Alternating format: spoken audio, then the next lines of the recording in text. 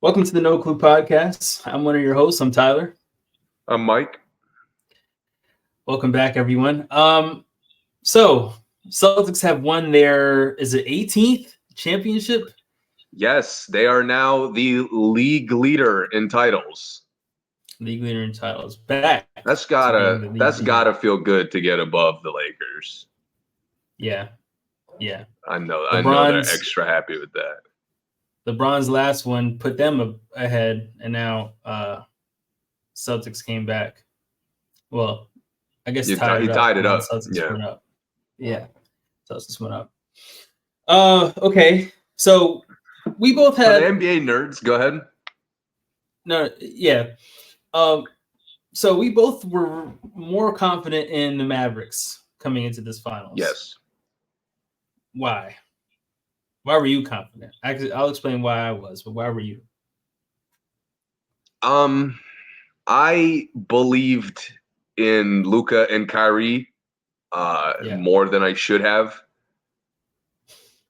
Mm-hmm.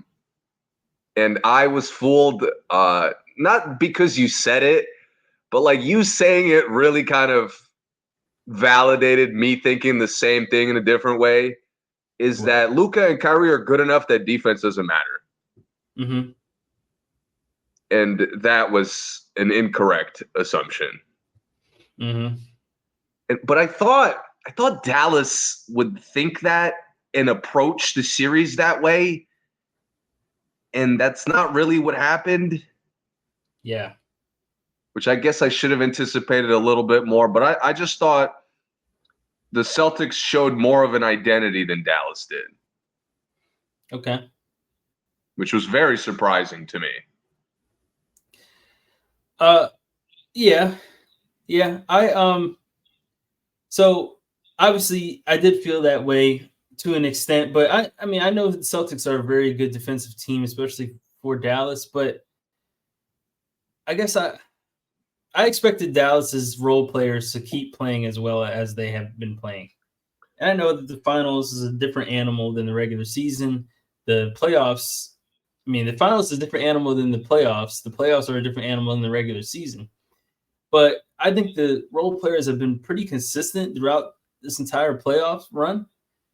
And then they just all pretty much crumbled in the finals. There was really no significant contribution from any of their role players. Then it seemed like some of them were getting hurt like randomly in the games. Looked like a lot of them were tired. There were so many guys missing wide open shots. That was one thing I really didn't expect. And when it comes to Luka and Kyrie, I think they did get to their spots a lot. They just didn't finish. They didn't finish a lot of their shots. And then with the role players playing bad, it's a lot easier to check those guys because they stopped even helping they stopped even going out to the 3-point line to defend the threes. They pretty much just clogged up the paint, and it was a wrap. The overwhelming difference to me was the difference in depth and how much like Boston's depth is elite on its own. Mm-hmm. Where you really don't even have to you don't have to analyze the Jays to realize how good Boston's depth is. Right. With Dallas, like, yes, the guys are playing well in the other rounds, but the depth is still like, whether it contributes a lot or not is centered around Luka and Kyrie. Yeah, I gotcha. Yeah. And this is to me where like my problem is where you go first to the role players didn't play well. Like, first of all, this is PJ Washington's first playoff run. The other 12 games that they won and he played well, those were the outlier to me, at least for his first go around. Yeah, that's fair. Yeah. Derrick Jones had spent a extended career being inconsistent and often not good. Mm-hmm. I mean, the rest of the guys, the bigs I thought Gafford and Lively played okay. To me, I'm not mad at guys. I'm not mad at their role players for not playing well because why? Because Kyrie fucking sucked. Like, yeah. the first thing, this is where my first issue with the post-series analysis comes from. The first topic of conversation with why Dallas lost this series is Kyrie was awful. Mm-hmm. Like, honestly, you said he was getting to his spots. Was he? Sometimes. Luka got to his spots more, but Kyrie every time. Luka almost every time on almost any matchup got to his spot. Yeah. Kyrie was doing a better job on the better defenders. Yeah, he was. Like, it was backwards. There was nothing consistent about Kyrie's game, nothing consistent about his individual game. The only thing that was consistent is, like, he communicated well. Yeah, and it shows a real lack of aggression difference between the two teams, where every time, Derek White got like PJ or one of the bigs on him, he attacked, he went to the basket, Yes. or he made something happen. Kyrie had Sam Hauser on him and gave the ball up multiple times. Like, bro, yes. attack. Or took a him. really tough shot. Yeah, a tough jump shot. Yeah. Like, Kyrie, why? It was really the way he picked when to go and when not to go was really disturbing in this game, in my opinion. This entire series. I mean, all yeah, 5 of these games, yeah. Yeah. The whole series was bad because he could have done a lot more. At the end of each game, he was the one you really felt that he left something in the tank. And that's where, like, I'm so bothered by the criticism of Dallas, like, didn't live up to the moment. The only guy I thought would have no issue with the moment was Kyrie. And he was the worst one. He's the only guy on the team with a ring. Exactly. And he was he looked the most inexperienced. He did, yeah. Especially for his talent level. Yes, man. And it's not so much if you want to go out swinging, I'm completely okay with that. That's what kills me, is that not only could he not do anything consistently, he couldn't even go out swinging. Right. Like you said, he's swinging it to guys who are not shooting well, who are not making good decisions. And my problem is, as an elite scorer, stop passing them the ball. Right.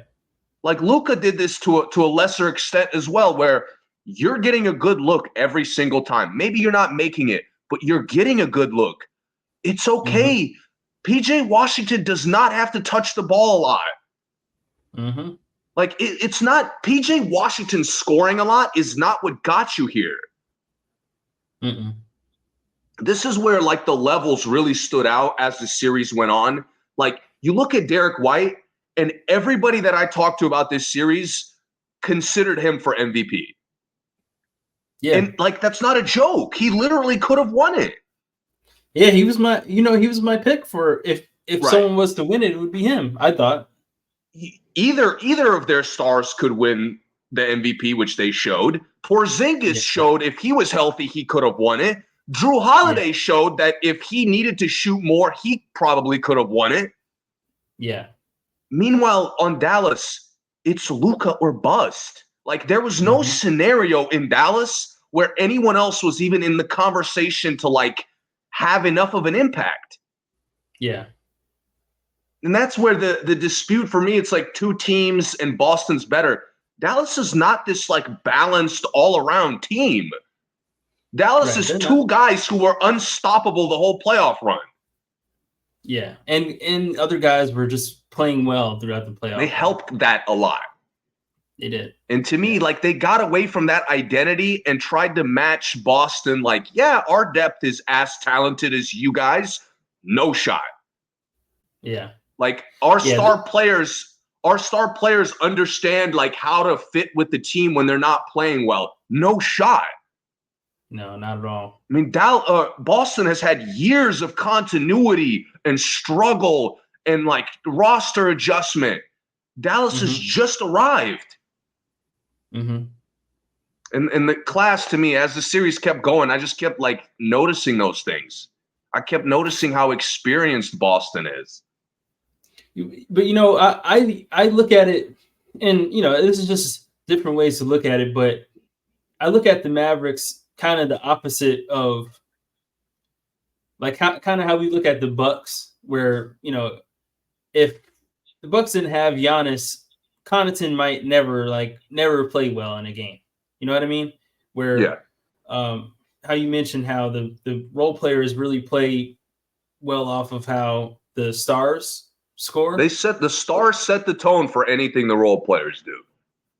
Yeah, but at least in the playoffs, what had been working for them was the opposite, where the role players were really kind of dictating how easy it was for their stars to get off, especially Kyrie. Luka can still get off either way, but him being a dangerous passer because the role players were dangerous really spread everything up open for them in the last two series. But in this series, they just didn't have that at all. And there was times where it looks like, oh, now the role players are about to start hitting shots. Now it's about to open up more. And like in game 4, that did happen. They played a lot better, and it opened up for them, and it looked easy. But anytime they started playing bad, the stars had nothing. Kyrie and Luka had absolutely nothing when they had no outlets. Nothing. And then once they started sealing up those lobs, blocking those lobs, Porzingis playing back on the lobs and stuff, it was a wrap. Oh, dude. That was a big thing that set the tone for this series is how incredibly good Porzingis is. Yeah. And how often the basketball world forgets that because he's hurt so often. Yeah. But that was, of all my predictions this year, that was probably the most correct as far as Boston being essentially unbeatable with him. Yeah. But with Dallas, man, I hate that I agree with you, but it bothers me that they went into this series we're going to live and die by our shooting. Right. To me, I wanted the game. That was not good. And it would have been better earlier in the series because then you're kind of trying to establish that. I wanted the Kyrie and Luka shoot too much. I wanted one of the early games to be not that guys are missing shots, we got to get them involved. Mm-hmm.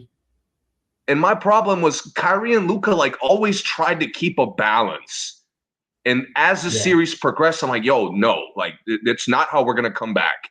That's Boston is much more balanced. They're much more committed to being balanced. Boston's success is predicated on balance. Dallas is not. Yeah, and the thing is, normally those guys earn a balance where Luka getting buckets, getting to the right-hand layups opens up stuff for those other guys where he can pass it. Same thing with Kyrie, but in some of these games, they were trying to force the balance early, to your point, where it's hey, I'm not going to drive. I'm just going to swing it, and you guys just make something happen. And that's not anybody on their team's game. So they really weren't even making it easier on the players, especially Kyrie, because he, just wasn't scoring. And they were missing so many easy shots, man. Sometimes those guys got into the paint and were just shooting floaters short, trying to get fouled on the shots, whatever. It was just a major lack of, to me, it was a lack of aggression. It's they tried to. It was it was a physicality problem. Boston looked more comfortable every time the games got almost overwhelmingly physical. Mm-hmm. They looked like the bullies most of the time, in a good way. Yeah. And the Mavericks looked like victims a lot of times, and they played that way. And they argued with the refs, and they flopped on every call and all that stuff. So they played the victim ball, and then they ended up being Boston victims. was earning calls. Boston was also earning the trust to not get called for little ticky-tack stuff. Yeah, and the one game Dallas was really physical, they won. To me, that was the most physical game of the series for them. Yeah. And I think in the last game they tried to bring that back, but they were getting called for the fouls. So, I mean, they weren't doing it the right way. They were, hacking instead of just playing physical ball. And I also didn't like Kidd's use of the bench much in this entire series. The No. substituting seemed wonky, seems like very random. There's times he had lineups out there where I didn't really see, like, what are we supposed to be doing with this lineup kind of thing. He also, to me, I wanted to see him kind of press Kyrie and Luka to do other things, not other contributing things, but like manage the game a little differently. You know, maybe instead of the get the switch on the pick and roll, actually look to turn the corner, maybe come down, and if you have a good matchup, don't even call the pick and roll. Like, I wanted Kidd to like help them take a step back and see what's going on, and he never really did that. Right. At least it never really looked like it to me. Yeah, I agree. I really didn't see any strategy from them coming into each games. It's weird to me how much they tried to get the supporting cast into the series. Yeah. And that's for them moving forward for the future, for potentially running it back.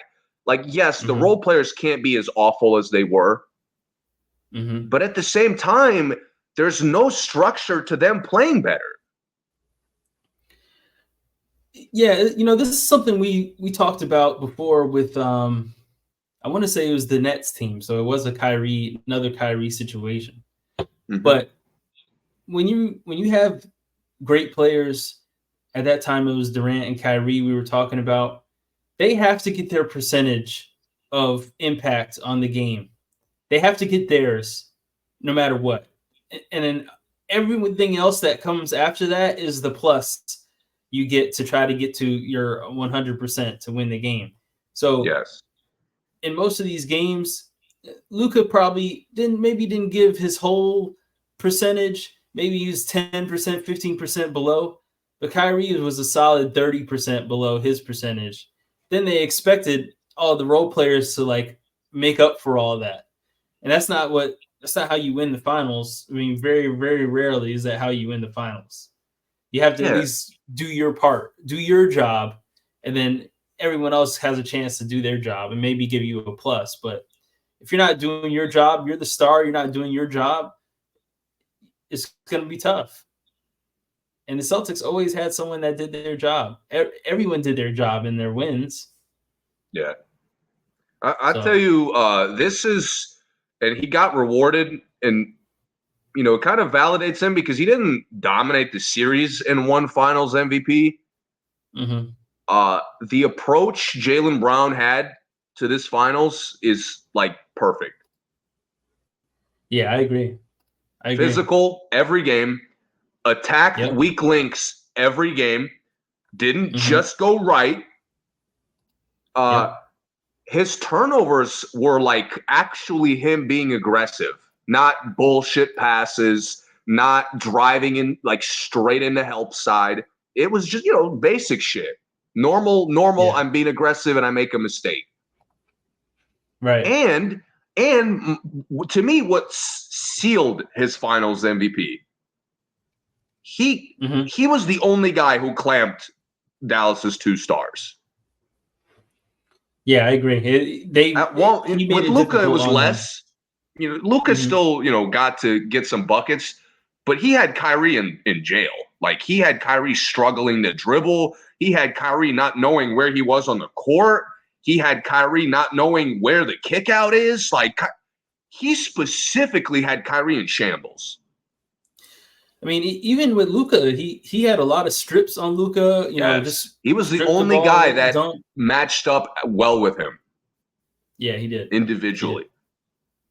He dominated. I mean, dominating as much as you can in the finals, because no one like really, really dominates the finals. No, but as much as you can in the finals, he dominated on both ends for sure. Yes, man, and it's just his approach of not really. He came in as a role player. Like he literally took all the role player things he could do well and just focused on that.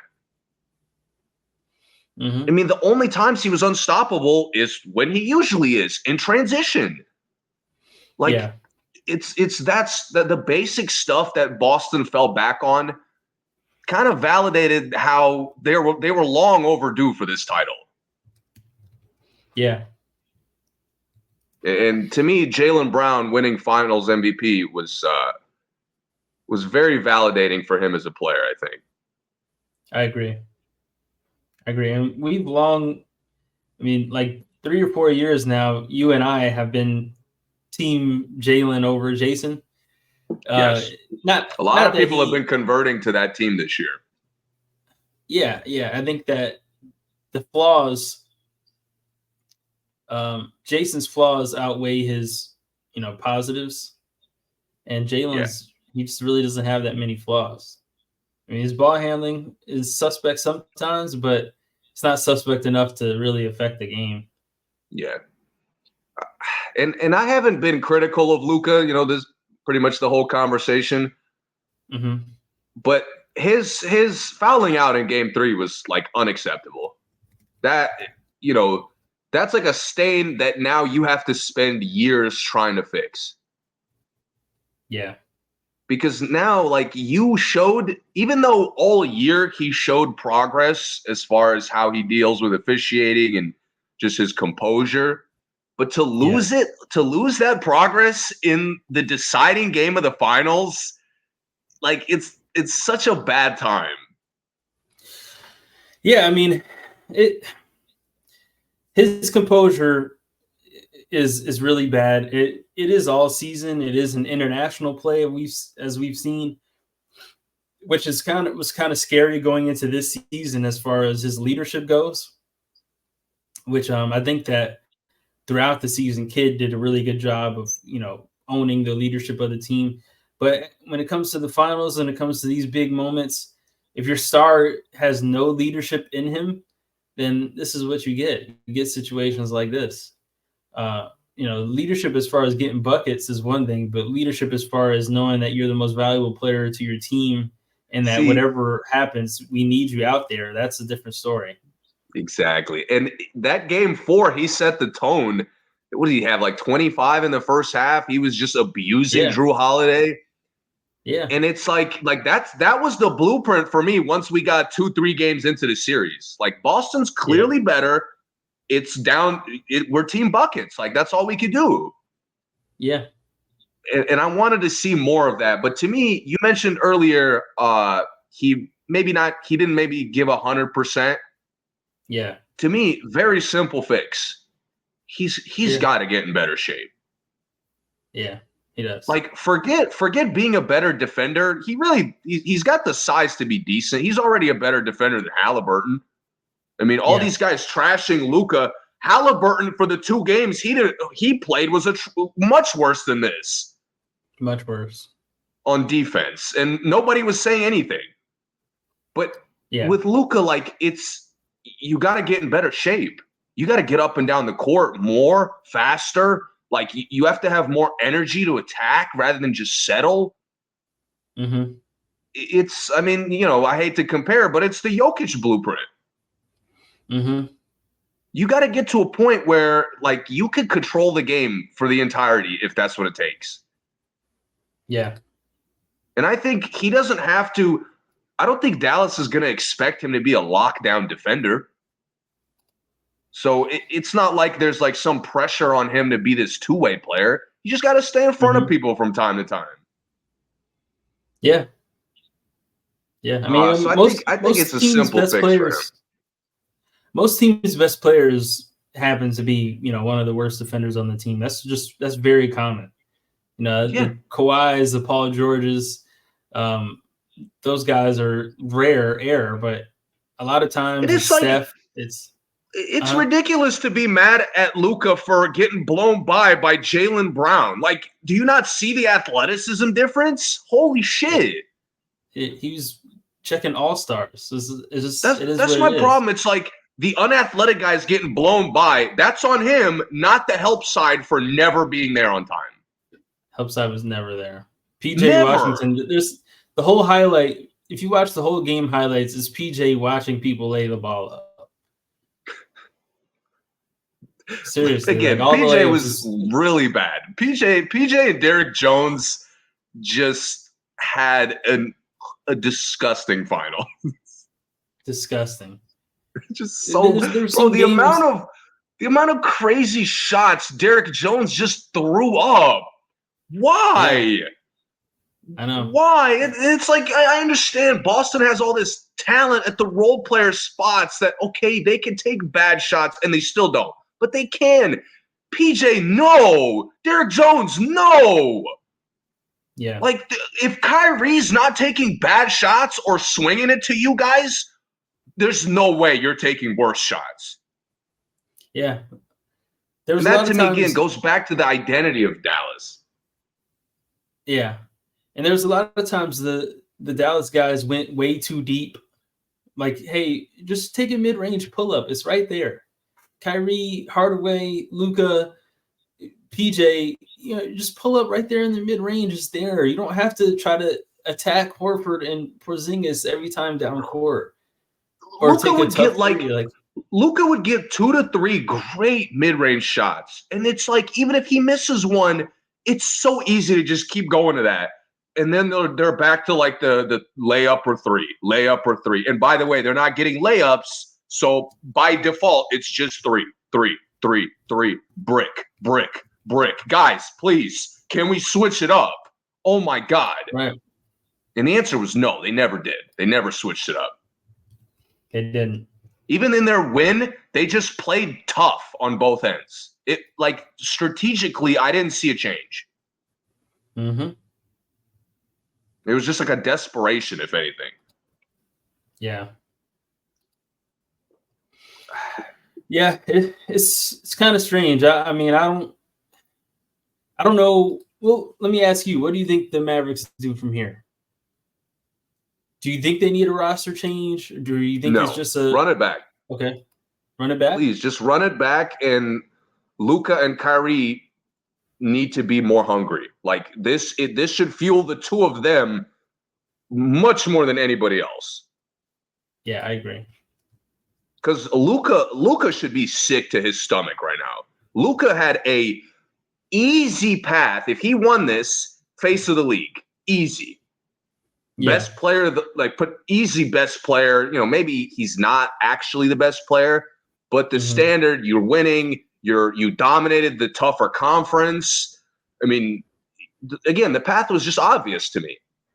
Yeah. Yeah. And then the fact that he just beat the other person in the running for face of the league. Yes. Handled them. Yeah. Yeah. Edwards would have been face of the league, but beating him is huge. Yeah. But to me, I don't want them to overreact thinking like getting exposed by Boston does not mean you suck. No, it doesn't. My problem, like, you don't want to overreact thinking like we need to adjust to be built better for Boston. Like, no. Again, if Kyrie plays better, we have a much better series than this. When everyone plays well, they beat them by 35. I mean, I know. Just the fact that you can beat. I know there's flukes. Obviously, flukes exist in all sports. But if you could beat someone by 35, you can beat them by 10 three more times. And it was the first two games, even though Boston played much better, were close. And you saw the moment, those close moments needed Kyrie and Luka to just like take over. And they never could. Yeah. So that to me is like, next year, I want them to be more like, my favorite team to talk about is Denver. Denver goes out, they win or lose by their two best players. When was the last time you said, oh, they needed Michael Porter Jr. to win this game? Like, it's been a long time. It's been a long time since they got healthy. Yeah. That to me is, I need Dallas to get to a point where the only conversation we're having about why they're winning and losing is Kyrie and Luka. Mm-hmm.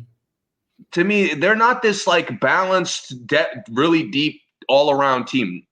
PJ Washington should not be the reason we're winning or losing series. Yeah, I agree. He shouldn't be. But if you pass it to him enough and he misses it enough, he becomes it. Yeah. But he shouldn't have to be. Yeah. To me, Dallas has to learn that there's more to offense besides spacing. Right. I talked about it all year, how flawless their spacing had been. But Boston, to their credit, and I think Mazzulla was a huge part of it. The coaching staff in general was a huge part.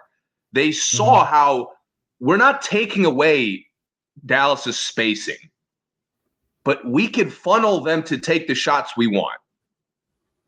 Right. And that to me was a lot of the time, it's like overhelp on the drive, you live and die by the shooting. Because that you could dictate adjusting to that. Mm-hmm. And I just kept watching Dallas shoot the ball. Like, you could get layups. You have the spacing for your scorers to get layups, for your lob threats to get dunks, for your role players to like attack and transition and get shots. But you're just like, you're too focused on spreading the floor. Mm-hmm. And at a certain point, there has to be, even with Boston, I thought was a better example of this, where eventually they got to a point where spreading the floor is not what matters. Putting pressure on the bad defenders is what matters. Mm-hmm. Attacking the basket is what's going to continue to open up wide shots. Yeah, and that's exactly what it was. I mean, and that included the Jays, by the way. Yeah, and they still managed to take really bad shots, really tough shots, really bad turnovers. But the thing is, the times they did it right, it was easy. It was butter every time. Yeah.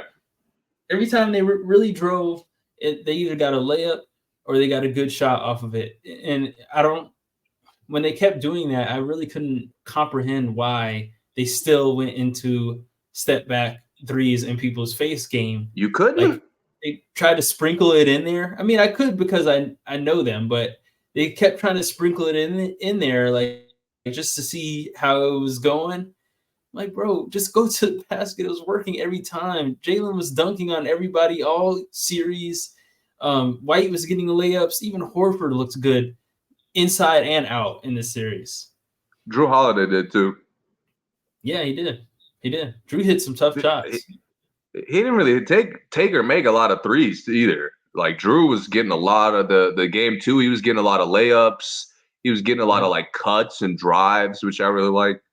The threes he did make were really big threes. I think he made one like in the second quarter of the last game that like really shifted him and White. for them. Him and White didn't like shoot great, but every shot they hit was like the must hit shot, you know? Yeah. Yep. But there's one name I haven't talked about, and this is where I am biased on things. I don't really dodge that. You know, I think everybody is to some extent. Okay. But in this case, I'm not even going to try to be objective. You as listeners, you could look at this as hate. You could look at this as unfair, I guess. As somebody, I told you, I've watched every finals since the Tony Parker MVP year. Yeah. Which is, I believe, 2007. That's 17 finals, about roughly, maybe 16. And it's not that this final sucked compared to every other one, but that's fine. Yeah. Because Boston played way better, and that's fair to them. Good for them. Okay. In my 16, 17 years, I've never watched somebody win the finals and not validate themselves at all.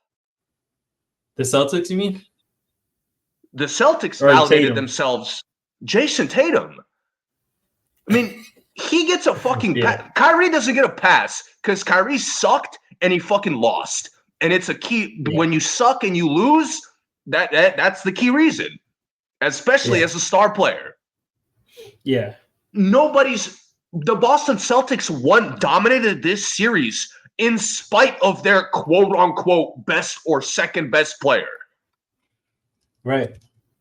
And it's this fucking guy, dude. This guy sitting there recreating all the iconic moments. This guy sitting there talking about how all the fucking haters had this to say about him for years. Brother, you didn't validate yourself at all. You sure he wasn't celebrating the other news? He was.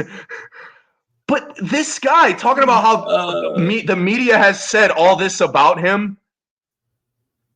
I've had to listen to the media talk about me for years. Why do you think that is, bro? I mean, dude, I've never seen a player not really help the team win at all. And that's, listen, again, this is why I'm not even trying to be objective. I am hating for sure.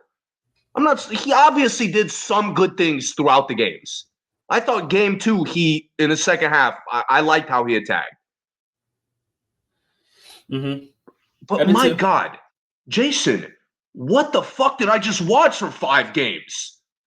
Not only did Jaylen Brown clear him as the best player on the team easily, what is Jayson Tatum good at? Step back threes. This is why I was irritated. You talk about the Celtics keep going back to the step back threes. It's not the Celtics, Tyler. It's one fucking player. I'm at the point. Did too sometimes. I'll shoot him some bail. Jaylen did it a few times. A couple of heat checks. Jayson, when you're playing on the other end, I can allow that. But Jayson explicitly told his team no more step back threes, and then went out there and shot step back threes. This is why I'm like, everybody's talking about the Celtics as if they include Jayson Tatum. Jayson Tatum borderline played for Dallas in this series. Yeah, he was whack for most of the series. Every moment Dallas had a chance to take control, Jayson Tatum's disgusting play was a key reason why. Mm-hmm. And I don't understand. There was nothing to his game that even showed he was trying to win, in my opinion. No. I mean, I think he showed some solid leadership as like a vocal leader and as a steady guy. Like he didn't, yell at the refs or fight another player or start bitching about the fact that he's shooting like garbage relentlessly. Yeah, and when he shot like garbage, he didn't keep shooting like garbage. Like he ended up getting like 8 assists in the first half of this game or whatever game. Like he knew he was off and he did other things.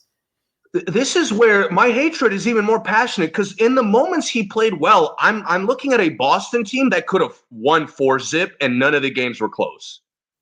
Yeah, throughout the whole playoffs, they could have done that. It's like you're in the finals with the most to prove by far, and he was the only thing that lacked focus in this series for Boston.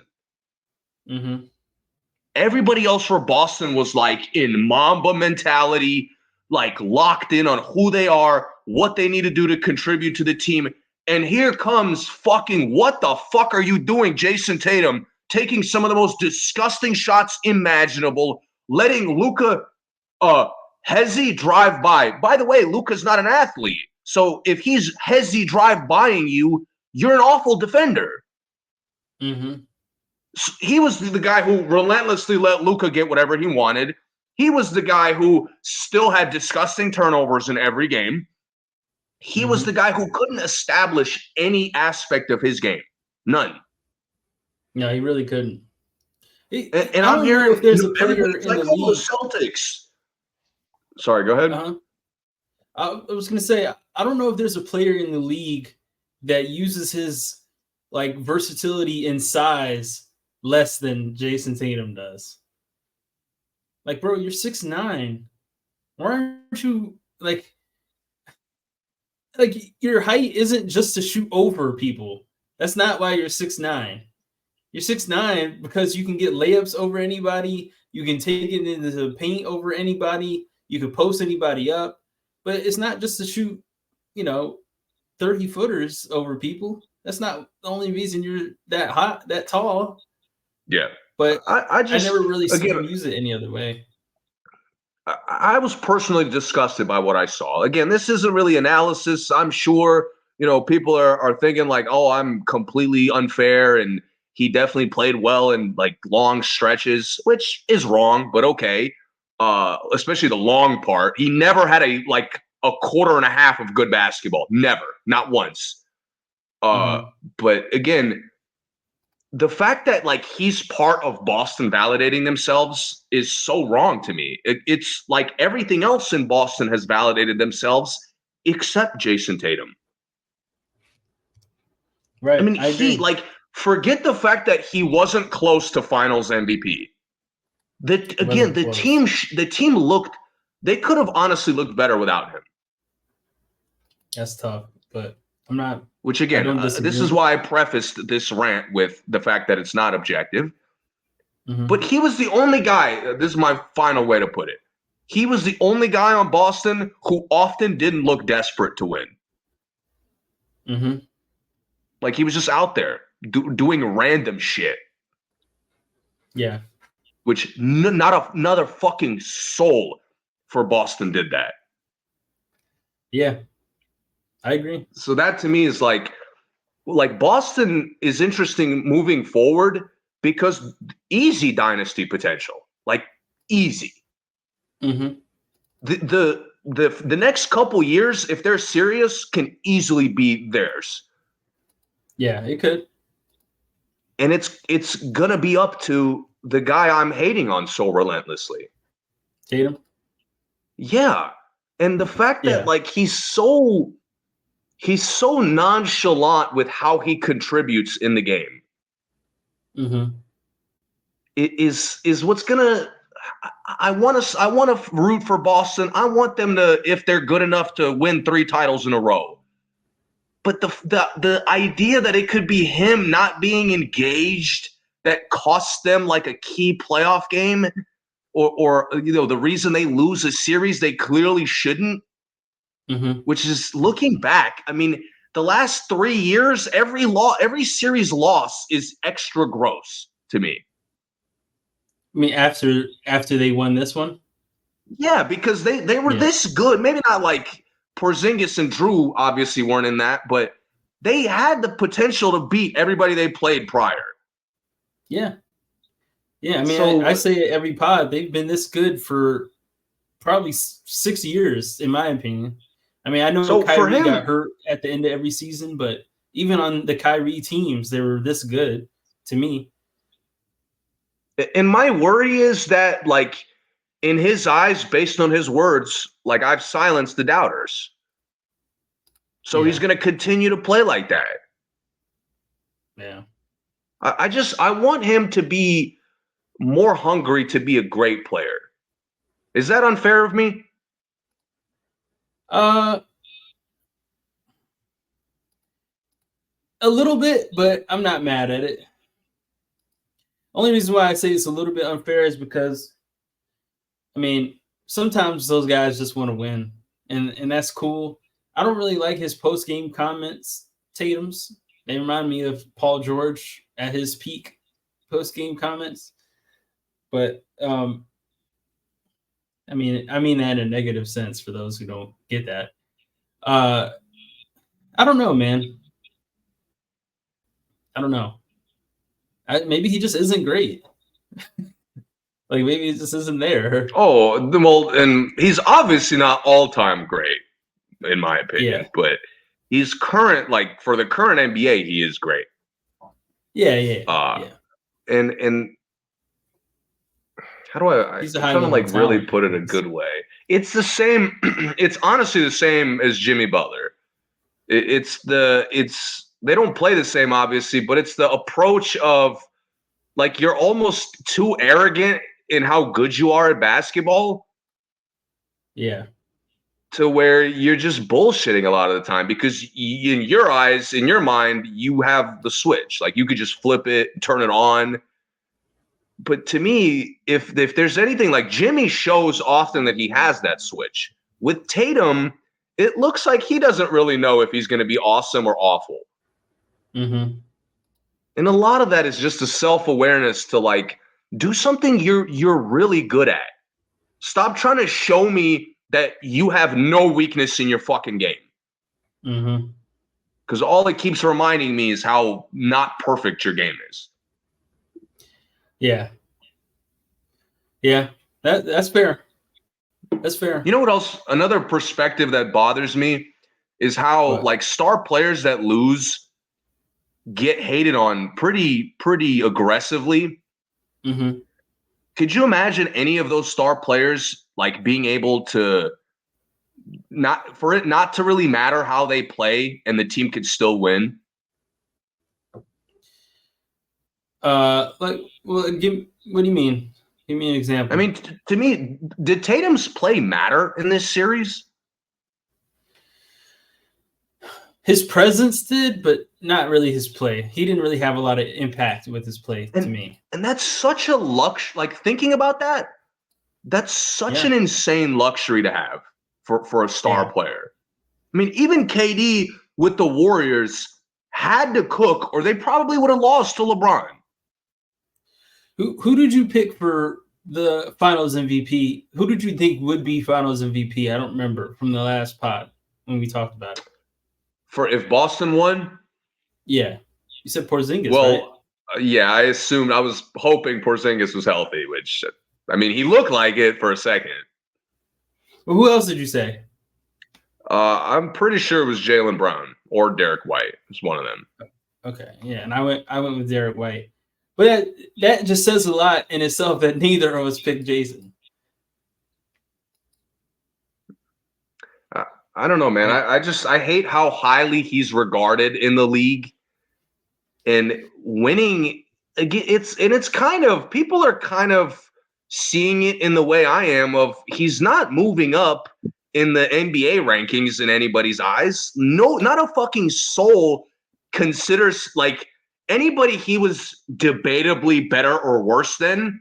He's not moving up. Like it's still debatable. Yeah, you're right about that for sure. I mean, Jokic cleared Embiid with his title, which is a tough clear, but like that full run helped him clear him. Mm-hmm. Who's like a direct comparison to Tatum? Maybe Paul George. I think you have to pick someone like in his age group. But well, I mean, yeah, I guess Paul George. You could say Paul George, but I think he might be too old. I don't know if people. He's like weird because he's too old to be young, but he's too young to be old. Paul, he's like right in the Tatum to me. He's like in his peak prime right now, and he's played for forever. It seems like. Yeah, I think he's only compared to other people in their prime, like Booker, Edwards, those guys. Yeah, and I just to me. Every other star player that I've seen in my life go into a finals with any kind of question marks, any kind of like something to prove. And when they won that finals, they answered every one of those questions. Yeah, they did. To me, Jayson Tatum didn't answer anything. And it kind of makes me mad that he didn't even have to. Mm-hmm. Which, again, is just me personally hating. I'm happy for literally everybody else in Boston. Yeah, I'm happy for Tatum, but I definitely understand all your points. And to me, I mean, the next year is going to really depend on who he is.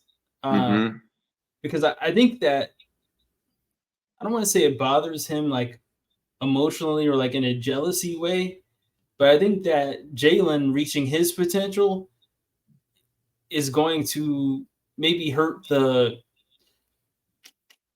legacy of Jayson. Interesting. Because I think that people did expect Jayson to be the star in this, and even though we've been calling it for a couple of years, Jaylen is the one who is reaching his potential, being better and better, and looking like a just better all-around player. I think that will hurt the Tatum fans and maybe hurt Tatum's growth, because I don't know who we're expecting to reach that mountain now.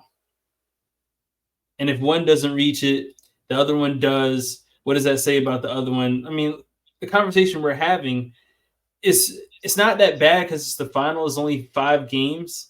But when it comes into a season and we're having this conversation, I think that might affect Tatum a little bit.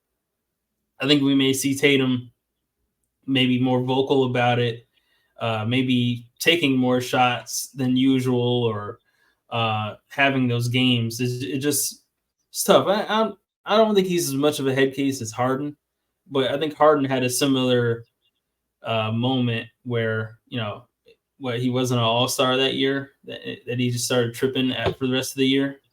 Yeah. Not that Tatum. I don't think Tatum will ever not be an all-star, and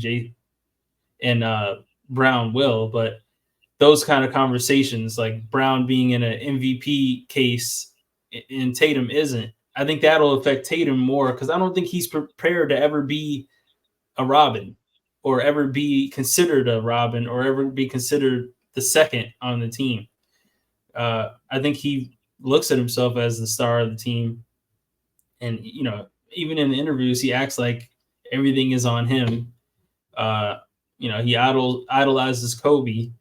So I don't know. I think that can affect some psyches sometimes. I think, and they've already had problems before with who the leader is on the team situation. So I just think Boston now is at a point where they're so good that there's another way he could look at it where, like, in his eyes, I hope he's like fully invested in if I keep winning, that validates my legacy.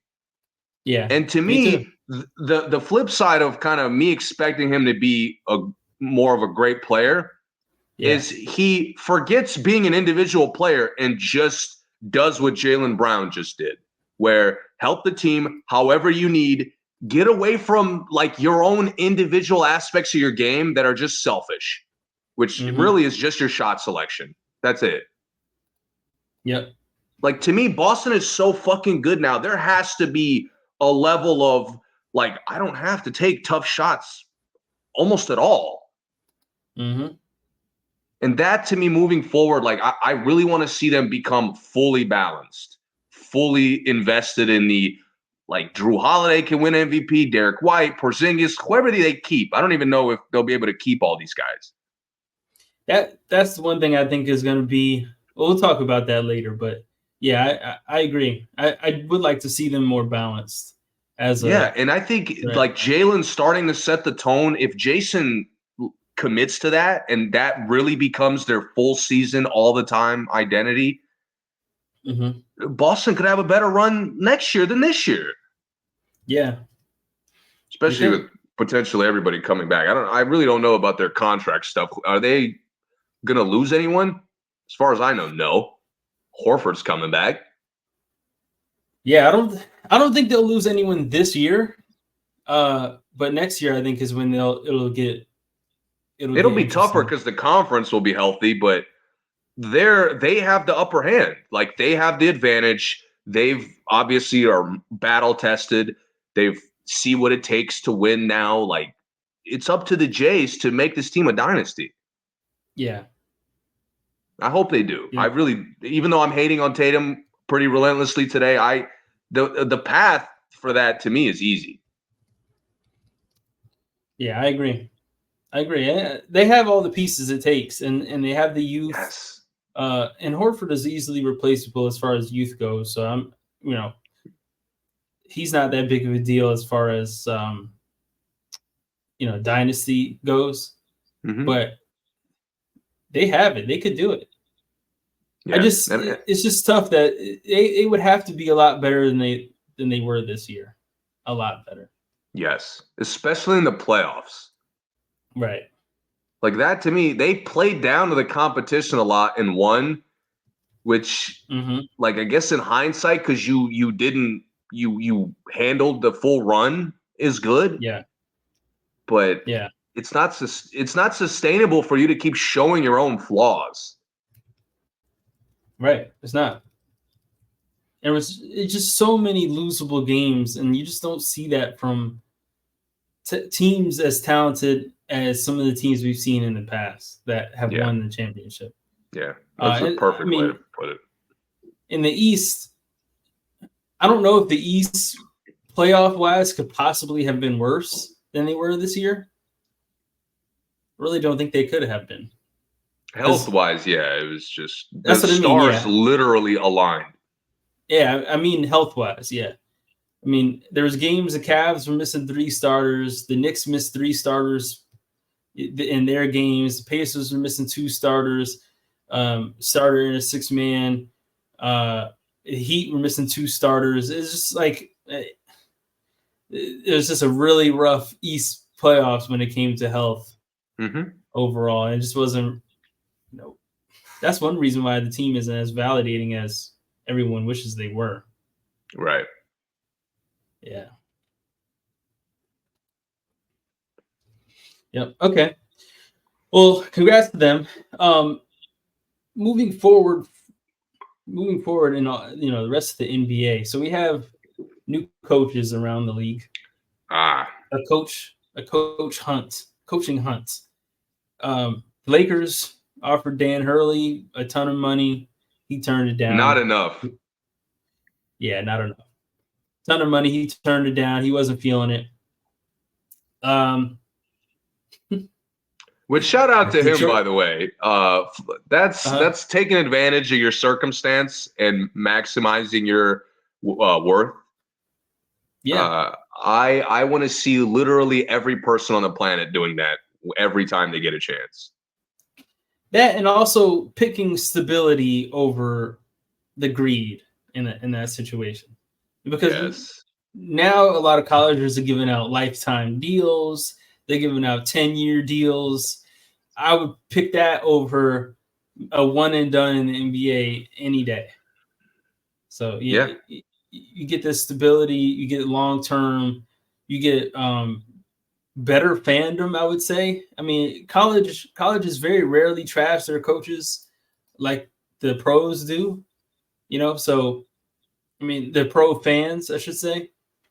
So it's just much better situation to have. That's what you're used to, and that's what you like. You can't leave a dynasty mid-dynasty, okay? Beyond the money, beyond the Lakers being historic, even if the Lakers were like a good situation, which they're not, but if they were, you can't. You won 2 and 3, right? Or back to back. Back to back, yeah. Like, you cannot leave in the middle of that. He wouldn't be the first. He wouldn't be the first, but everyone else who did sucks too. Forget them. Like, to me, especially because in college, it's one thing in the NBA, you're playing with a lot of the same guys. In college, you maybe get 2 to 3 years of mostly the same guys. So to me, if you're keeping a dynasty going, I'd want to see if he could really build a historic, like, dominant run that spans a lot of years, that includes multiple classes. Maybe they don't win every year. That's crazy. But I mean, UConn's could compete every year, no problem. Yeah. They know they recruit well. They recruit like to actually play winning basketball. Yeah. So they're built for it. I'm happy he stayed. Yeah, it should be interesting for him moving forward. I wonder how many more times he gets offered or targeted in that way. The Suns have hired Mike Budenholzer. I think we talked about that a little bit. What do you think Budenholzer brings to them? Nothing. Okay. Moving on. Charles Lee was hired to Charlotte Hornets. That's kind of a we'll see kind of moment. Yeah. Charlotte's a team. I'm not excited for them at all. But I'm curious if they start moving in the right direction. Yeah, I like when the young teams hire assistant coaches. Yes. Because I think assistant coaches a lot of times have better relationships with players, and it's a good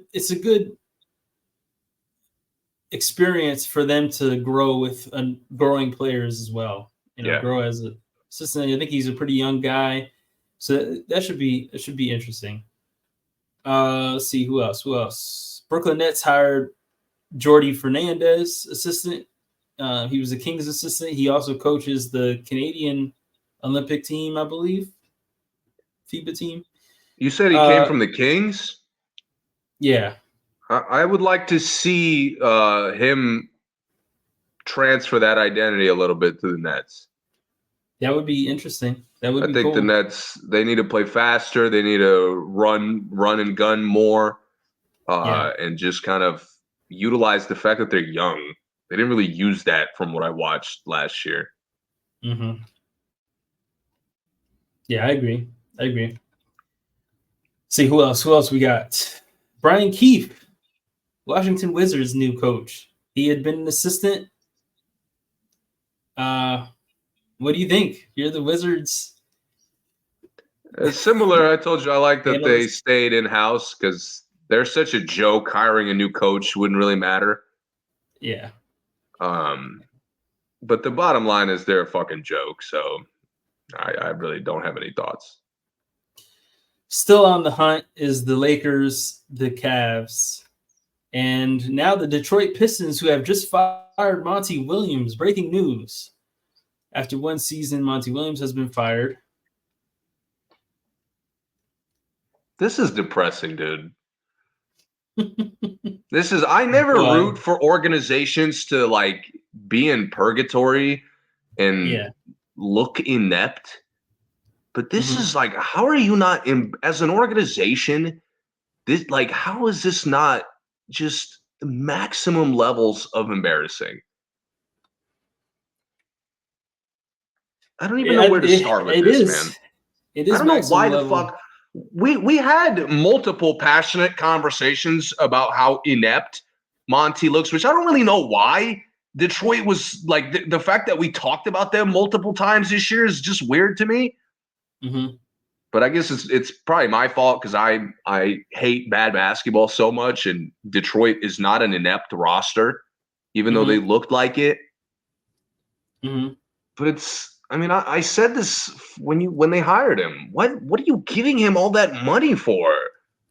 Like he's some fucking Tyler. They paid Monty Williams like he was Dan Hurley level good, and it was fully guaranteed. I just looked it up to make sure, but it was fully guaranteed. Like why? So Monty Williams is going to be doing nothing and making $65 million for the next 6 years. Which is if you thought he would fix you in 1 year, you deserve this. Like Detroit, you deserve this if this is how you guys thought. And I know they've had I think the owner changed or the GM changed. Like I don't understand you showing the fact that you have no direction. Bro, their tickets were only $5 last year. Imagine how much they are. Bro, these guys, these like owners or executives coming in and hitting my favorite, the line of like, I want my people in there. I want to get a chance with my people, my picks, like how I construct this organization has been a fucking bottom feeder.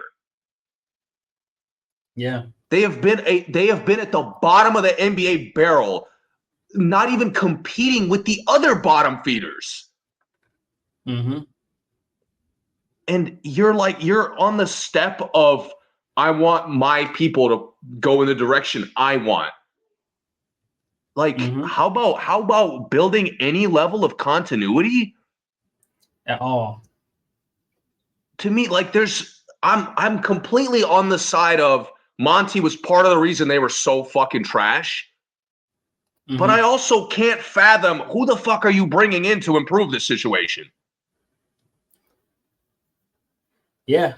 Like, I'd be willing to bet serious money that their next hire won't be better than Monty Williams.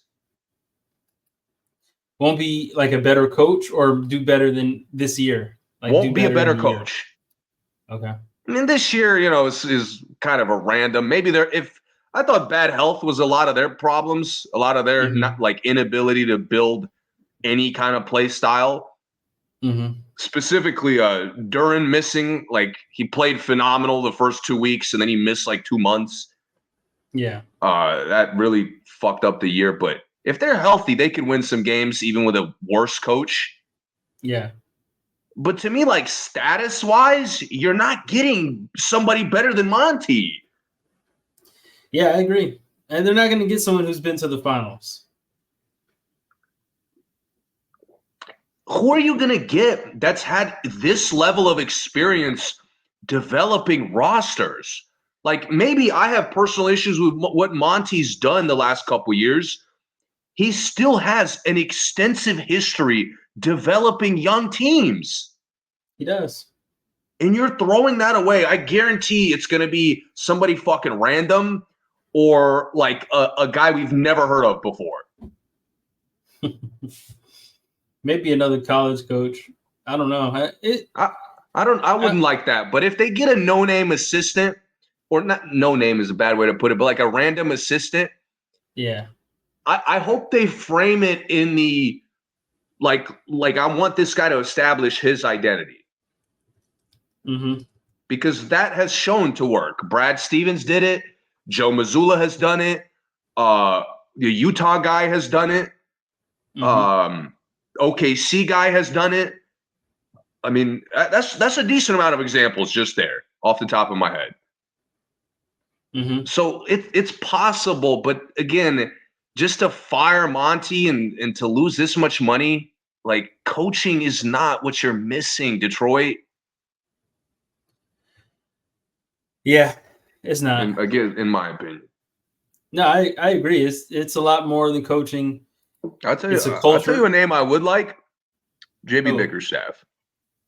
This is a great roster for JB Bickerstaff. That if they get him, they got a coach that's currently better than Monty Williams. I agree. Yeah, that would be good. I'll give him a pass if they get him. I think Sam Cassell might be in the running also, who's been around for a long time, been on good teams as well. So you missed another big coaching story, not head coaching story, but a lead assistant story. Van Gundy? Yeah, dude. To the Clippers, right? Yeah. How do you look at this? Because I'm maybe a little negative. I look at it as the Clippers putting pressure on Ty Lue. That's how I see it. I'm with you. I'm on the same page.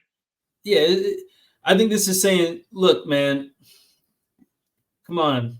This is your last chance, because we got someone who really wants to coach again, who has good ideas, who is old school, who's done this before, and you're not getting it done. So, like, look, we're putting him. You're officially in the hot seat for Ty Lue, which is wild because they just extended him. Yeah, but like, he was doing a good job. I mean, if the Pistons can drop $65 million. Oh yeah, for nothing. Ballmer has no problem dropping the bag. I'm starting to think Ballmer has a little bit of a loyalty problem of him really committing to his own people. Yeah, so I mean, if Lue, I think they're saying, look, man, we want you to stay. We really want you to stay, but this is what might happen, and we have no problem giving you that money anyway, but you just won't have a job. I think I agree with you that this is a bad look for Ty Lue. But I love this move, like, from the organization. I do too. Because this is we're desperate to win. We have what it takes, and like, we need to get closer. It's unacceptable that we're so far away from winning when we potentially have what it takes. Yeah. Like, the Clippers are closer to being the Suns than they are the Mavericks or the Celtics. Yeah. And this hire to me says, like, we see that, unacceptable. So I can't believe I'm like, this is even a thing, but this is probably the only time in history that a team hired an assistant and made me more excited about the team. Yeah, it's hard for me to see Van Gundy as an assistant either way, because he's so He has such a prominent voice. Yeah, and he's radical in that, like, his ideas are usually pretty off the wall, or he's strong in his ideas. So I don't really see how that works as a assistant's role, but I guess they're gonna figure it out. Yeah, I'm curious how he coexists with Kawhi. Because Kawhi and Harden. Harden to a lesser extent, but like it'll be a problem with Harden. But with Kawhi, it's like there's nothing you could do. With Harden, there's like I've seen some level of chemistry between a coach and Harden. And I've seen enough of it to where Harden will like fix some of his mistakes from time to time, really trying to like be better. Yeah. With Kawhi Leonard, there's none of that. Yeah. There's like, he is the embodiment of selfishness in the NBA right now. Yeah, he is. Yeah. And that to me, like, I just don't know. Van Gundy's old school, where it's such a clash of generations to me, of Kawhi just saying like, fuck it, I do what I want. And Van Gundy trying to like establish some sort of team chemistry. Which that to me is something the Clippers have lacked, is they don't really have good team chemistry for a team that's been together for a while. They don't. And that to me, you know, obviously is a reflection of your leadership, especially on the court. But I'm excited to see this because, again, of all the people Van Gundy could have gone to as an assistant, this is one of the last places I would have expected. Especially since he was already working with the Celtics. Yeah.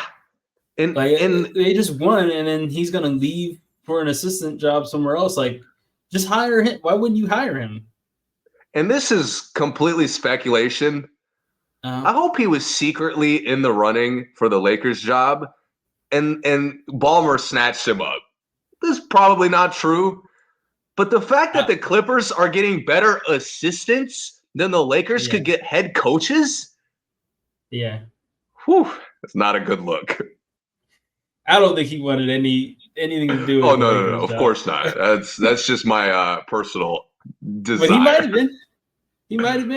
He might have taken something, taken an interview in LA, and Ballmer said, well, why don't you come over here, come down the street also. I wanted to talk to you, and that could be it. Lakers should just go ahead and hire James Borrego. They could they'll lose with him. They'll blame him at the end of the year. Like, nobody will be the wiser. Like, we get it. You're not serious about contention. That's why you're fucking flipping coaches like candy. I think they should stack up on assistant coaches and try to, develop one into a head coach, because I don't really know who would want the job at this point. But breaking news also, it sounds like JJ is a quote unquote done deal for the job. So JJ Redick, head coach. This again, I'm not an expert, so the picture I'm having in my head about JJ Redick trying to coach LeBron James and Anthony Davis. How do you not picture disaster? Help me. Maybe I'm negative today. Now, what is the disaster for you? Is it the team playing bad, or is it an attitude? Is it an ego clash? Like, for me, it's an ego clash. D, all the above. It seems like some people think it's going to be more on the court. I think on the court they might be good, but I think that the attitudes will not work together. That's where I think they'll fail the most. Like, some of this stuff, JJ, like I can't imagine JJ having the temperament to coach. he seems cool sometimes and he's calm, but like coaching is a stressful job, especially grown men that all make more money than you. So it's like, I don't know. I don't know if he can handle the attitudes of the players, and I don't know if they can handle his attitude.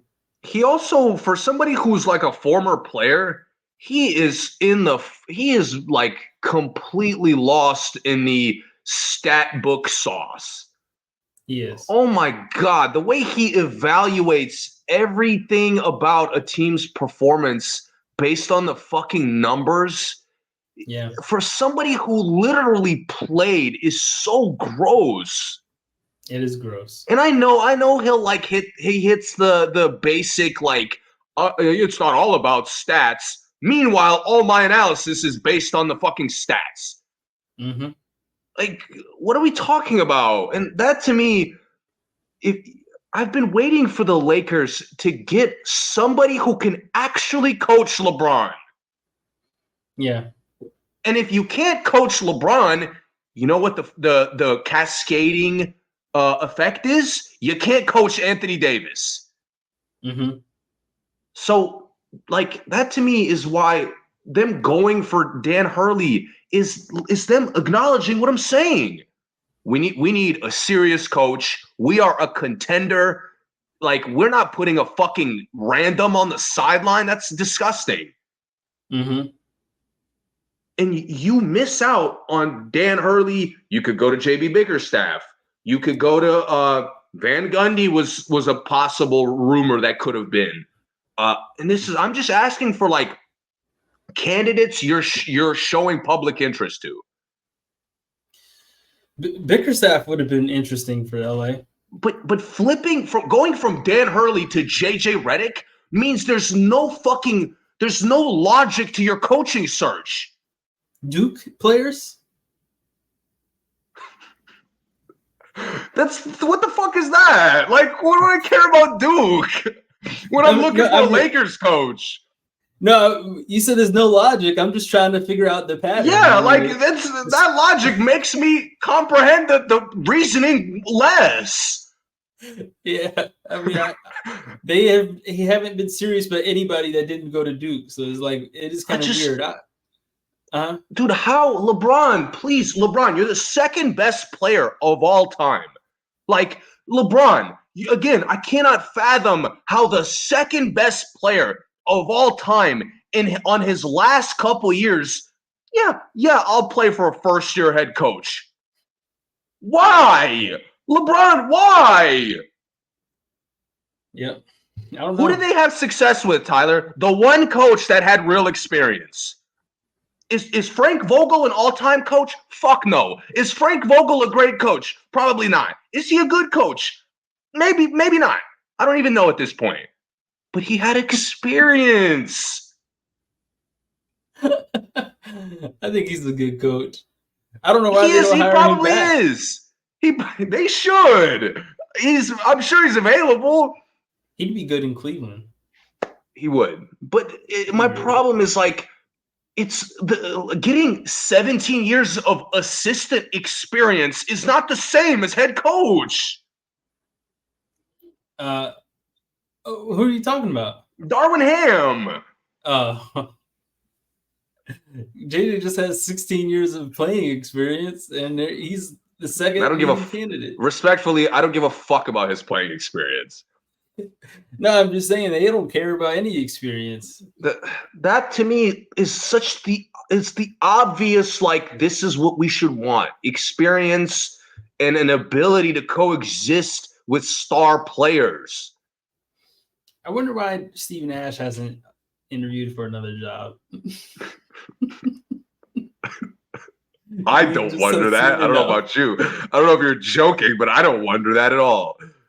The league is just seen enough. There's no reason to call him up anymore. I mean, if there's, to me, like, former players turning straight into coaches is so random, whether that works or not.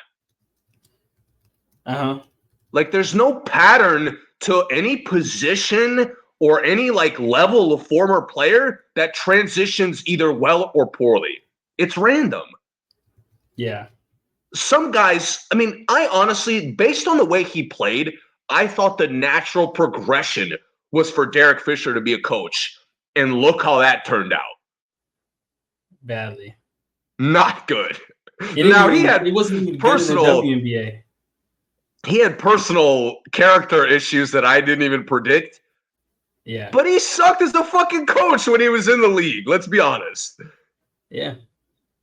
And he sucked at the things I expected him to do well. Bro, in the WNBA, he caused like a mass exodus from the roster. Like all the best players, every player left the team. Like they had to start over. It was crazy. And they all blamed it on him. So I'm the hiring former players is a complete gamble to me. Mm-hmm. But based on I've listened to JJ Redick over the years. He doesn't talk like a guy who's about to be a great head coach. Let's be honest. Mm-hmm. He doesn't talk like a guy who has any interest in being a fucking coach, let alone he's going to be good or not. It seems like theater at this point for the Lakers. It's embarrassing, is what it is. Yeah, it's embarrassing. Like Boston, look at what Boston is doing. Boston had a guy in the middle of developing a dynasty. He did some dumb shit and threw everything for a fucking loop for the team. And what did they do? They trusted the staff. They trusted the continuity. They trusted the guys they've had. Like, yeah, Lakers, can we develop any stability, culture, like anything? It's not happening. Until Genie's gone, they're going to be a joke. But do you think LeBron has anything to do with the culture of the team? Yes, 100%. Yeah. LeBron is, to me, once he got to LA, and especially after he won, winning is not the most important thing. Yeah. And it shows. Yeah, I gotcha. I mean, what are we talking about? That's why, to me, it's like I'll be honest. I would be interested to see Monty Williams here. Monty Williams coaching the Lakers? Yes. I know I'm reaching for the fucking stars. And it could be bad. Uh-huh. I'm desperate for the Lakers to have a coach with some fucking experience. Because last time they had one, they were winning a championship. Well, not the last year, but last time they employed an experienced coach, they won a title. Yeah. Yeah, that's fair. That's a fact. Shout out to Darwin Ham, by the way, back on the Bucks. And they need him. The way they played defense last year, they need him back. Yeah, they do. Last thing, the draft is coming up. This draft is not supposed to be very good. But who do you think? It's just a random question because we're gonna close after this. What team do you think needs the draft the most?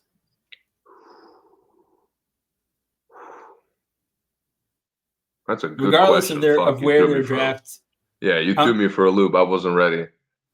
Regardless of where their pick is, just regardless of where the pick is, which team do you think needs this draft the most? Give me a sec. I got to really run through all the teams real quick because it's tough.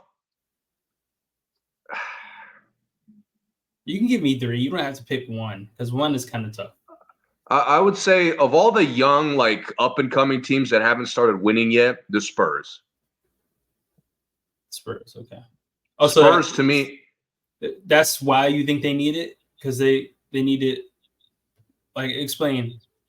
I think if they're going to continue to develop, like, around Wembanyama and build, a winning team. Yeah. They have to get guys, specifically with the Spurs, they need to draft, like, guys ready. Mm-hmm. And to me, with the draft being not as deep in talent, you should be looking for guys ready. guys that are more college experienced potentially, guys that maybe overseas played at a high level for a couple years. Yeah. But I think the Spurs hopefully are looking at this draft like, if we play this right, we could start potentially going to the playoffs next year. Mm-hmm. And I'm asking for a lot there, but I hope they have that approach going into this draft. Okay. Give me a team or two from you before so I think about it a little bit more.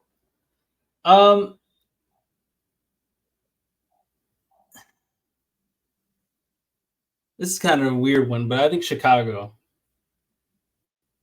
Okay. Explain. When I'm thinking about this draft, because it's not that great, apparently, I think it's going to be better than people think it is, though, by the way. For me, like when it comes to the Spurs and some of the young teams like Spurs, Houston, I think they need to stop drafting. I think they should just trade all their picks for like the next 3 years. I think that, because I think that they need to just start getting. Yeah, they just need to start getting guys that have played and know what to do, and let's move to the next stage. Yes. But I think there's teams like Chicago that it's time to let's wrap it up now. What we have now, it's a wrap. It's over. We can't keep anybody healthy. Anytime guys go out, we're pulling guys from all these other teams. There's no one on Chicago was drafted by Chicago. Other than Kobe White, just Kobe White. Anybody else on the team? Is what's his name still there? Dosunmu? Ayo? Oh, yeah. It's only like his 3rd year. So those two and Patrick Williams were drafted by Chicago. Everyone else is a transplant. And I think signed or traded. It's time to build a culture. Levine doesn't want to be there. DeRozan's on his way out. He's in ring chasing mode. Vucevic has to go. I don't know if Drummond even wants to play basketball anymore. It's just they're a team that I think is good, but it's time to start looking for what do we do when this explodes? And I think they're one of the teams closest to the explosion. And they're gonna explode, but they probably won't be garbage. But I think it's time to look for, okay, who's going to lead this team after this? Even if it's not the best player on the team, but who is going to be with Kobe White when we trade everybody or everybody else retires or, we have nothing else. And Chicago was the first team that came to my mind because the other teams, I think, are more fixable, or at least the franchises are more interested in fixing it. Yeah. I don't really think Chicago is, so I think they need to start drafting. And I was thinking about teams.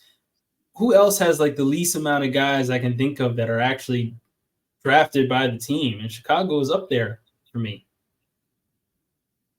I mean, I was trying to think who has less guys that they drafted. I mean, maybe the Bucks. I mean, it's just the problem for me with Chicago is there's so many question marks around the draft, that's not even the draft. Mm-hmm. Please, they're a team. Let's be honest. If they start 0-7, Billy Donovan's gone. Yeah. So we have there's so many question marks for them to even if they start the year poorly, Levine might shut down for the rest of the year, or he might get traded much more desperately than actually by desire. Mm-hmm. Like you said, DeRozan, there's a lack of commitment to just competing this past year. Mm-hmm. Yeah. There's just an overwhelming acknowledgement from them, their own players, that they suck. The team, I mean. Yeah. And that, to me, in that regard, it is good for them to draft for the future. But the draft, I can't really picture them getting a decent player in the draft and that having an impact on them not being bad.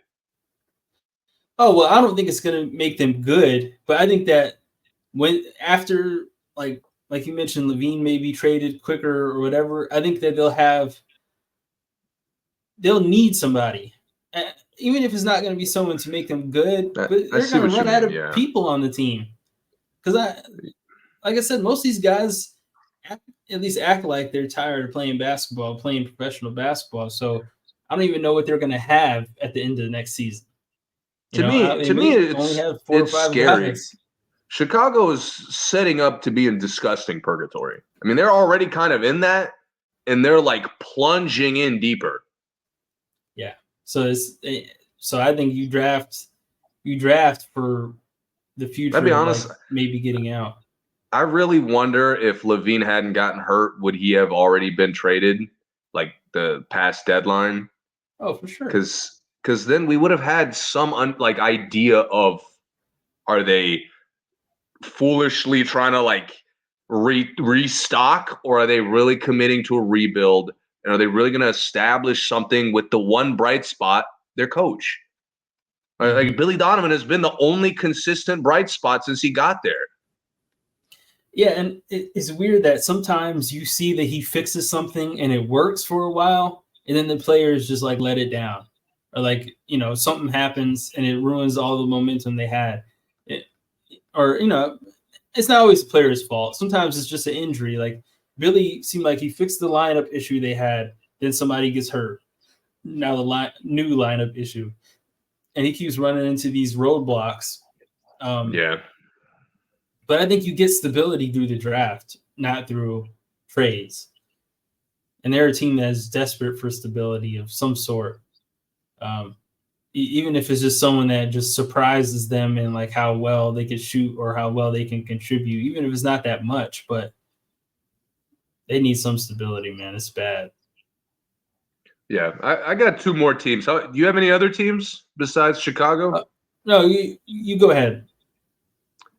The first team and the second team is a little less like analytical, more just I'll get to that, but pretty much, yeah. But the first team for me is Sacramento. Yes. I think Sacramento is a team now. I don't like what they're preparing to do this year. Like, I don't like that they're giving Fox and Sabonis another crack at it, even though they are both regressing, even though they're playing as a duo less and less. But Sacramento's like true bright spot the last couple of years has been the draft. Like, they've drafted well. They've found a great combination of like wild card players that turn out to be better than everybody thought, and guys that are clearly ready to contribute. Yeah. Like Davion Mitchell, his offensive game maybe won't progress, but like you drafted him to be a dog, to lock up, to just like play physical. And that's exactly what he does. Yep. And they've had guys, come in and out of the team that are either ready to go or clearly fit the play style of the team.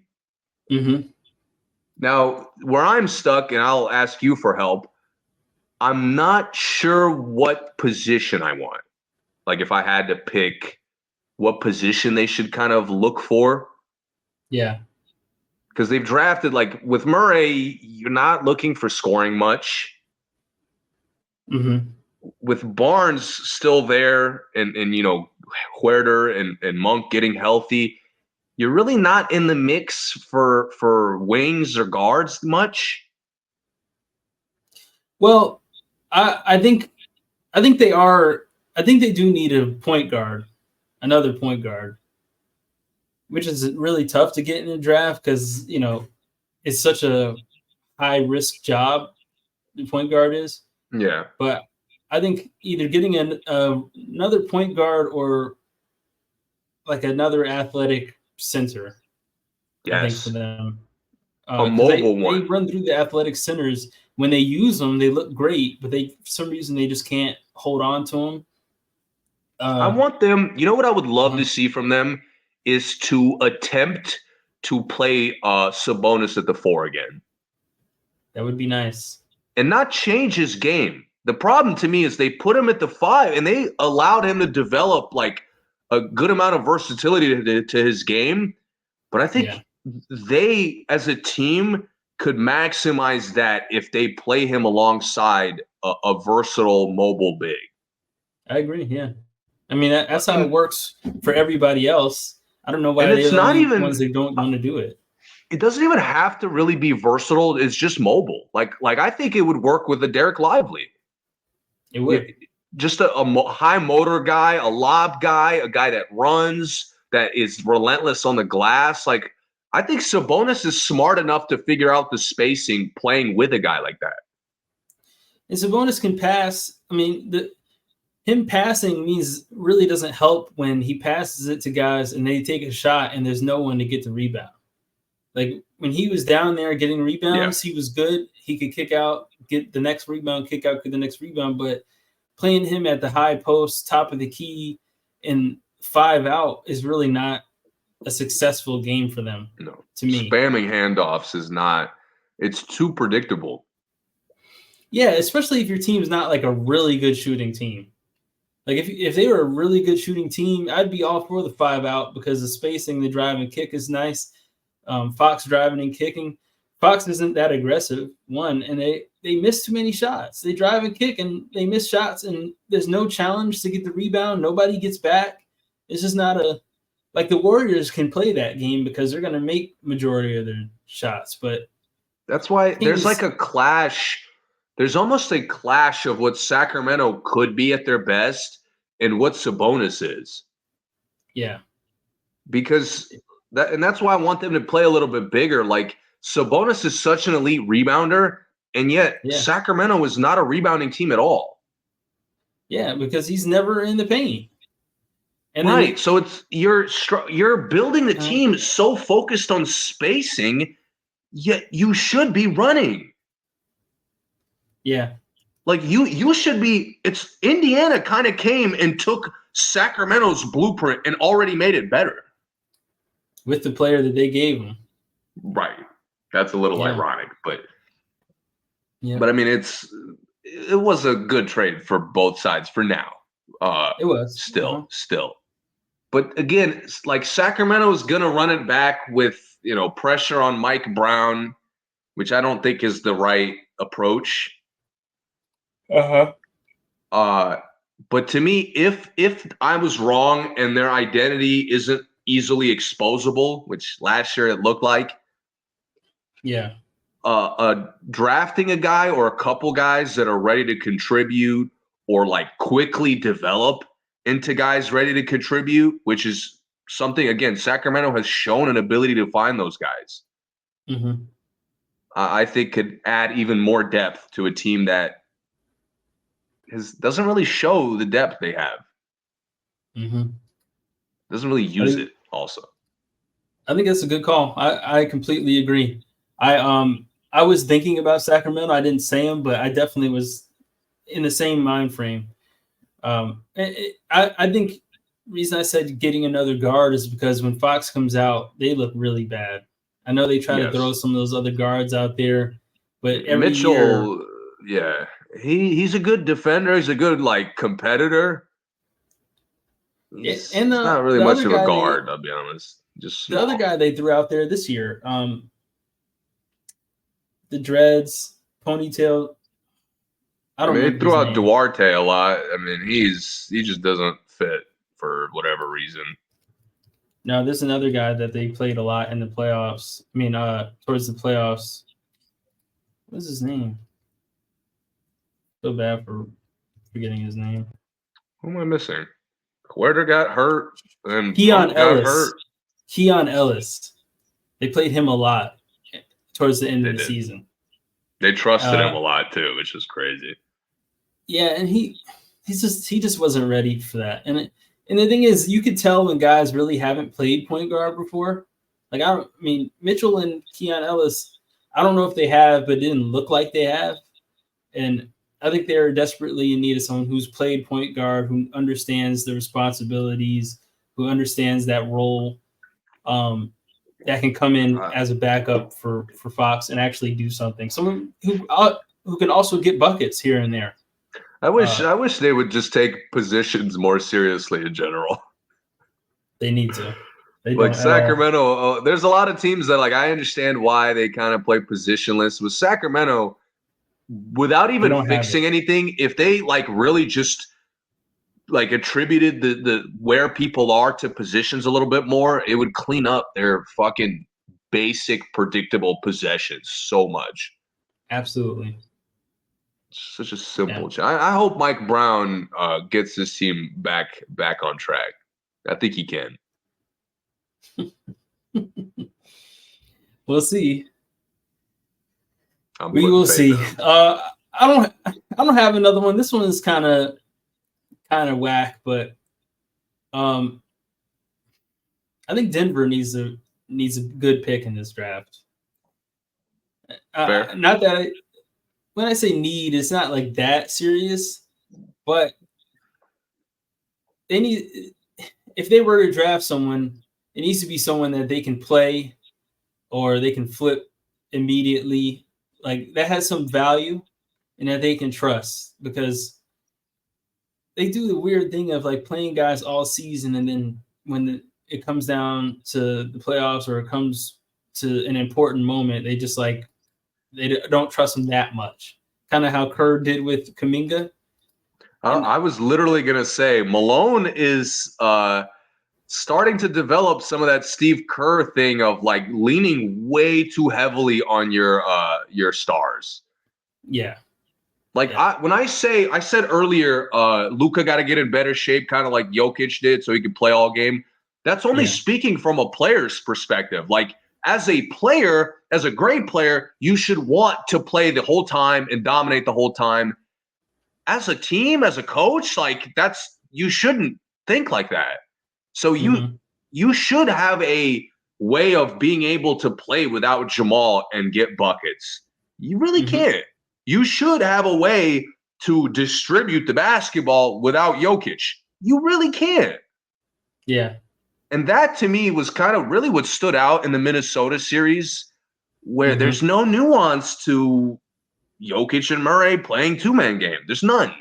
Like even a little bit, you probably win the series. Yeah.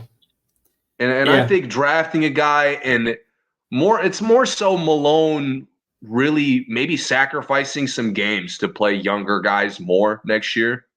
Yeah. Like I want to see Denver slip in the standings if I'm seeing Peyton Watson out there a lot. If I'm seeing Braun out there a lot. If I'm seeing Najee, I still think he can play. I barely see him, so it's hard to really say that, but I feel like he runs, he finishes, he goes for blocks, like he's a decent rebounder. I want to see what these guys got, and this potential next draft pick, hopefully. Yeah, definitely. Me too. I think that especially a guard. They had PJ Dozier, who I'm not saying he was great, but I like some of the stuff he did. The last time he played for them, he did, and then they just let him go for. I don't even know why, but I thought he was good. I thought he was a good, having a young guard like him, athletic. He played good defense. I thought that was something that they have been missing in a lot of these games. And I like Reggie Jackson as a player, but maybe it's time to get younger, a better passer, someone who maybe like a Halliburton type that's long but really good passer, gets into the paint, makes plays, something like that. Where Jokic can't be the only guy on your team that gets assists. As much as he wants to be like the complete control of all assists, he collects all the assists. He can't be the only player that gets assists. No other team does that. It's like, it's not so much to me. I want other guys to be more willing to initiate the ball movement. Like we saw a little bit of that with Aaron Gordon, where it's like just Aaron Gordon initiating things more. Like it can still work. It doesn't have to be Jokic. Yeah, that's on Malone. That's not on the players. Yeah, because there's no Malone way. And Malone and Jokic have to be a little bit better in tune with adjusting, specifically what they're doing. Yeah. Yep. He has to say, hey, Jokic running the point isn't doing it right now. Let's go with, let's go with someone else bringing the ball up, being the play initiators. It can't just be one and guy not initiate every Jamal, single play. because Jamal is too much of a bucket to see the floor all the time. Yeah. He has to be looking at the basket, but Yes. they have no one else on the team that really does. And Reggie's not a play initiator. That's never been his thing. Reggie's really been like, kind of like a Jamal Murray kind of player. Yes, yeah. Bucket, attacker, offense. Scorer. Yeah. Yeah. Pressure. He puts pressure on the defense solely with his scoring. They need someone who puts pressure on the defense with their pass. Yeah, and I don't need veterans out there. Like Denver, again, DeAndre Jordan had a good year. He contributed, he helped. Can we get a little fucking younger? I mean, good God. I agree. DeAndre Jordan is ancient in NBA years. Yeah, and with injuries makes you older. Yes. Yeah, injuries like dog years to your body.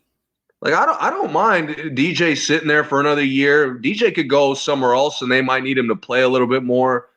But he showed that he still could like help. Mm-hmm. But it's just like Jokic is playing practically all game, and your relief minutes are with one of the oldest centers in the league. Yeah. Who was washed up for 3 years before he got here. Mm-hmm. So I don't know. I feel like they could get a little younger. Yeah, they definitely could. Was that your other pick? No. Okay, who is it? I mean, Denver to me will still be fine if they don't draft anybody. Yeah, that'd be fine. Yeah. This to me also is just a personal desire because this team has the darkest future probably going into next season than anyone else. Okay. Even their potential bright future, nobody cares about because it's probably doesn't exist. Okay. But the only thing to me that fixes such darkness, I guess, is energy, like in basketball terms. Okay. It's youth, it's energy, is guys excited to just compete. And what team was missing that in the Western Conference playoffs? In the playoffs? In the playoffs. They weren't there long, so hint. Phoenix. I'm reaching because I don't even know if they have any fucking picks. They have picks. That's all I needed to hear. Get some fucking, I don't care if it's trash cans. I want guys that go out there and foul hard. I want guys that go out there and get highlight rebounds. I want guys that fucking yell at the crowd from the first and one they get. Like Josh Okogie's? They don't even play him. Josh Okogie sucks, respectfully. Like is Josh Okogie better than Davion Mitchell? No. But let's be serious. They're the same to me. They're close, but Davion helps a little bit more. I guess his team, but to me, go ahead. My problem is Phoenix is fucking they look old. They play old. Like just the way they lose is old. Mm-hmm. I mean, they're just so washed up in every basketball sense that to me, getting like a Derek Lively would just inject a level of life into this roster. Just like it's almost by default, like just pure adrenaline. It's you just something to liven the team and to wake up their 3-star players in any capacity. Yeah, those guys look like they're just playing for fun most of the time. And that's not, you don't want that out of your star players. It doesn't look like they're playing to win. It doesn't look like they have any intensity. The crowd looks like they're falling asleep most games, unless the other team dunks on them. That's not what you want. So I'm with you. They do need someone who's a little bit exciting, a little bit dangerous, there's guys like Cam Whitmore, Yes, like exactly. not somebody this good, but like a Tyrese Maxey, like an exciting guard who comes out there to cook, even if he can't. Yeah, yeah, yeah. Uh, and that to Cam me is Whitmore is a this draft. perfect name. Yes, bro. He comes in and he looks to like kill. You know what I mean? He looks Yeah, to eat and just dominate. yeah, yeah. He's like a You ever see those videos of people like holding a pit bull or like a tiger or something on the chain, but they put the meat out there and the tiger's like going for it, but then they let go of the chain and he attacks. Yeah. That's how he is on the bench, just waiting to get in the game and just attack. Yeah, bro. And as There soon ain't as nothing like that. Udoka started Yeah, like giving him serious minutes, he yeah, he was cooking. he was. I'm doing And like really crazy stuff.